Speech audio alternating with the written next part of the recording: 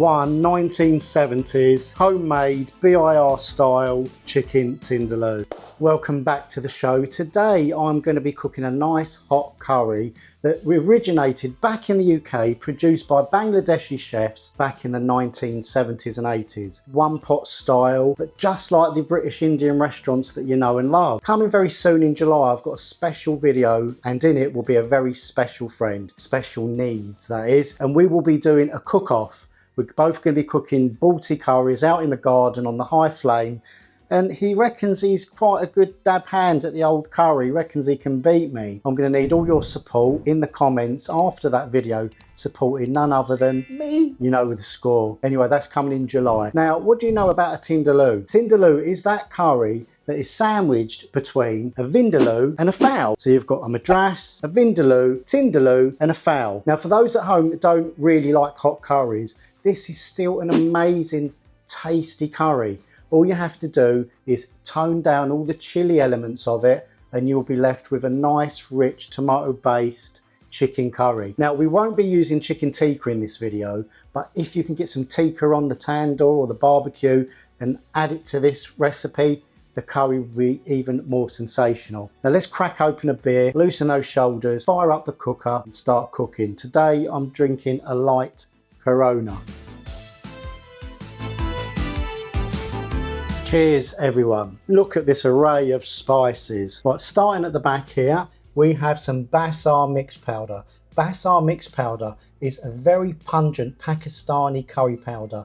I do sell my own and I'll leave the link in the description box below, but you can also buy it in the shops and it is amazing for these types of curries. Here we've got kasuri methi, some garam masala, hot chili powder, some very mild but very red Kashmiri chili powder. Now, some people would use a fresh carrot Kashmiri chili or dried chili. To be honest, my opinion, based on experience, is best just use a ground fresh powder. Here we're using tandoori masala, and for you hotheads, this is optional. This is a tiny amount of Naga chili paste. The full ingredients list will be written in the description box below. I'm using just a touch of Thai sweet chili to sweeten the curry up. If you don't want this, you can use sugar. We've got some salt and 8 cloves of fresh garlic. I'm going to be chopping this, you'll see shortly. Hard spices, woody spices, we've got 6 woody cloves and 2 smoky black cardamoms. I will crack these to let their flavours seep out. Got a tablespoon here of chunky, coarse black pepper. This will add a heat all of its own. A star anise, so that's meant to be a whole one, but it looks like it's lost a few of its petals. And here we've got cumin and coriander powder. I'm going to put the black cardamoms in here and just give them a smack. You can take the seeds out of these if you want to just add the seeds and leave the husk. I'm just going to throw it all in. I told you it was a tomato base, and we will be using a trio of tomato flavours. So you cut through every level of tomato flavour. So we have got some tomato paste mixed with a little water. We've got half a tin of tomatoes slightly blended, but to reduce the acidity, I've got 2 large fresh tomatoes finely chopped, and that is going to make up the base of the curry, or at least 50% of it. I'll be using a nice long stick of cinnamon. You can also use cassia bark. I will be using a tablespoon of freshly blended ginger. Try and keep things as fresh as possible so this curry is as good as possible. Over to the chicken, I have a kilo of chicken breasts diced, all pretty much the same size so it cooks nice and evenly. For those of you that have watched my 30-minute series, you'll know that I boil and blend onions. Boil them to take out the rawness, the acidity, the sulfuric properties of the onion, blend them into a paste. It's going to become part of the curry base, and then we fry it out to sweeten it up. And we'll be taking a little longer with the frying this time to bring out the best of the onion. And that onion is right here, already boiled and blended, all part of the prep.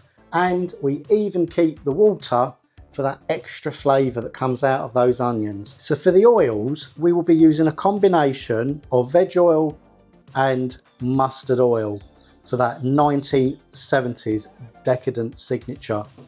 A splash of Worcester sauce, some apple cider vinegar, which is less astringent than your other white vinegars or your balsamics. Now, this little bowl here, this is an optional extra, and it contains 1 clove of freshly sliced garlic. and 1 green chilli. And we're going to be using this at the very end in a special way, so make sure you stay tuned to the very end. Well, let's chop the garlic. You can buy these on Amazon, these little machines, they're really good. And you can take out all your frustrations on the pulley. 1. That was 12 pulls. And then we have some finely chopped garlic. How easy was that? You couldn't have done it with a knife in that amount of time. So shall we start? Shall we get going? Right, so let's start by adding our oil. I want you to add around 80 ml of oil veg, and the mustard oil will make up just a splash, 20 ml. Okay, so we get the oil nice and warm, and we're going to flavour the oil by adding in the star anise, cloves, and the cinnamon stick. It's very important that you do this because we want the oil flavoured. Well, next to go in is all of that fresh garlic and the ginger. Fry that out. And surprise, surprise, actually the fresh tomato is going in. Okay, so we're going to fry that out just for a couple of minutes to soften down those onions, and then we're going to add in our blended onion. And we're going to be cooking those slowly on a medium heat for around 20 minutes. To really sweeten them up and bring out all of their flavours. I'm going to add a pinch of the salt to draw out all of the moisture from those onions. Right, take your blended onions and in they go.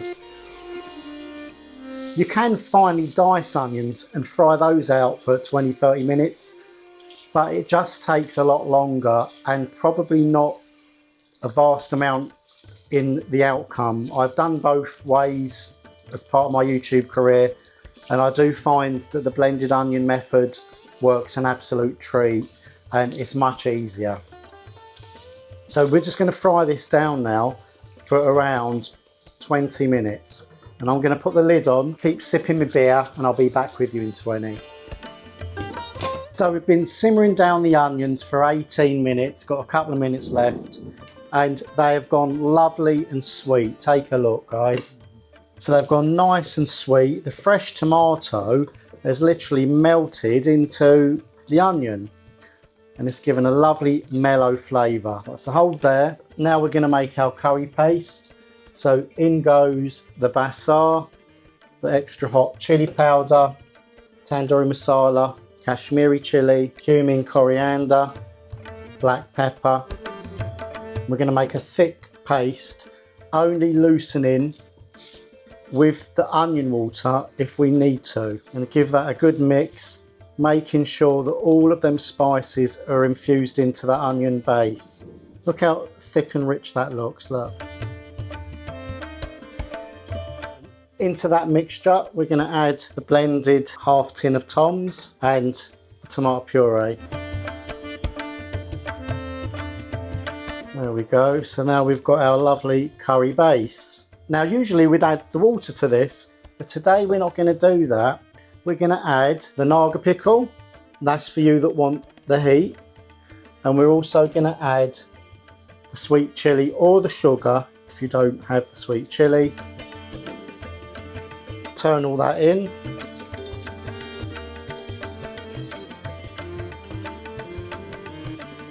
That's mixed nicely through.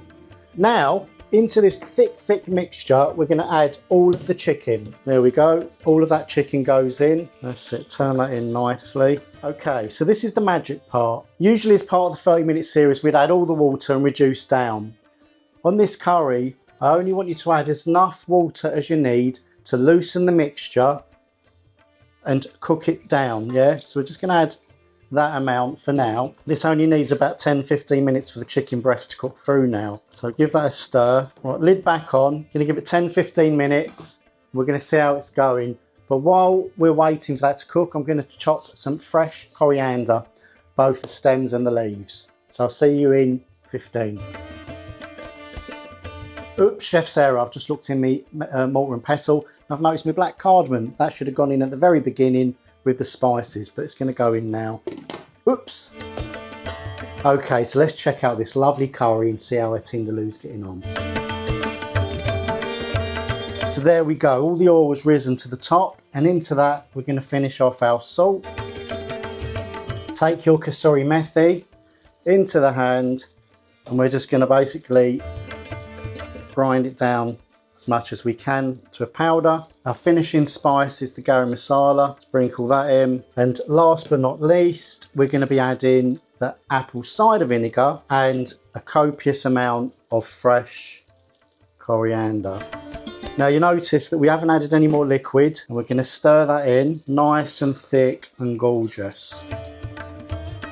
Nice and gorgeous, all ready to be served. And when we serve it, we're going to do it in a very special way. I don't actually think that needs any more liquid, so I'm going to leave it right there. Just give that 2 more minutes just for that coriander to bleed in, and we're going to add a splash of Liam Perrin's Worcester sauce. Oh, it's not Liam Perrin's, just a splash. That's all. That is gorgeous. I think that is ready to plate up. You've got a cast iron or some kind of karahi. Put a tablespoon of ghee in the pan, not too much. We want to get this nice and hot so it's almost smoking. So you want to take your garlic and your fresh sliced chilli. Fry out your chilli and your garlic, and you're going to infuse the oil. And you don't have to do that for very long.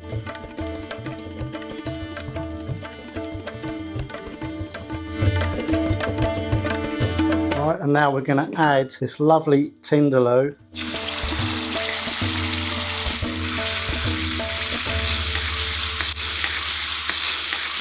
One 1970s homemade BIR style chicken Tinderloo.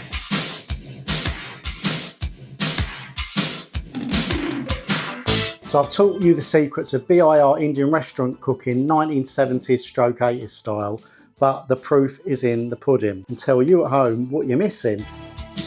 Let me tell you, that last part where I smoked the garlic and that fresh chilli, that is adding 20% to this curry. The garlic has infused a lovely kind of real deep garlicky flavour into this curry. Sensational.